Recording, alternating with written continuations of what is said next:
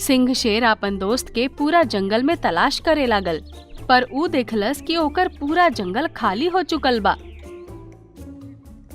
थक हार के सिंह शेर एगो पेड़ के नीचे उदास होके बैठ गइल और खुद से कहलस, आखिर हमरा जंगल के सब जानवर गईले कहाँ और हमार दोस्त भी अचानक गायब हो गईल।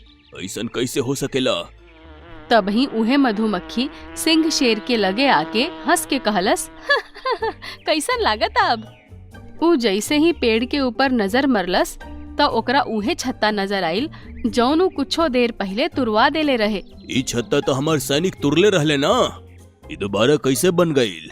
तू शायद हमनी के न जानेला, हमनी के जादुई मधुमक्खी हई जा। समझ गई नी, एकर मतलब हमार जंगल के सब जानवर और हमार दोस्त के गायब करे में तहरे हाथ बा। चुपचाप हमार दोस्त और जंगल के सब जानवर के वापस कर दा।